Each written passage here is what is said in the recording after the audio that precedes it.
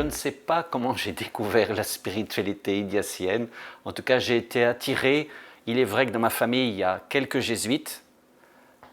Un de mes petits cousins est entré au noviciat cette année et c'est le 6e de notre famille. Donc je crois avoir ça dans mon ADN. Alors est-ce que c'est la communion des saints qui m'a fait entrer dans la compagnie? Je crois pour une part.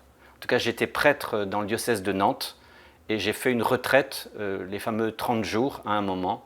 Et il y a eu un appel très net à devenir jésuite. Beaucoup de choses m'ont rejoint, et plus exactement, c'est ce qu'on appelle la consolation. C'est la façon dont Dieu se communique à nous.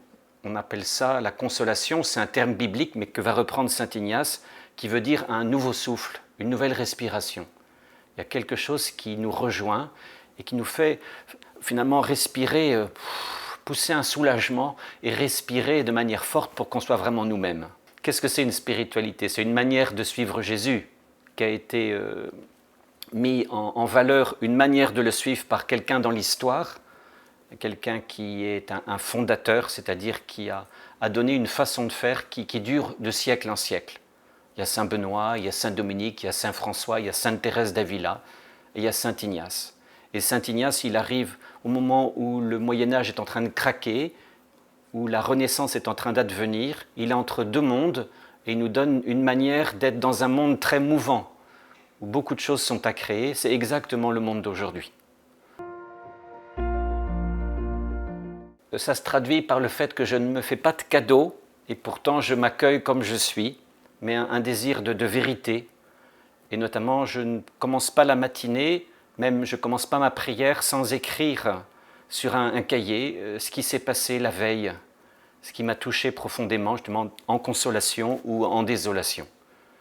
Et je crois que ça informe ma journée. Ce qui me touche chez saint Ignace, c'est qu'il me laisse jamais en repos, mais dans le bon sens. C'est-à-dire qu'il me dit où est le lieu de ta vie où tu dois te convertir, mais pas de façon volontariste. On se laisse entraîner par une spirale qui est, je crois, la dynamique du Saint-Esprit. Et c'est ce fameux magis, le davantage. Et je crois qu'on nous dit qu'on sera vraiment jésuite qu'au ciel, quand on sera compagnon de Jésus, mais jusqu'à présent, on est entraîné dans une spirale qui est la grande aventure de notre vie.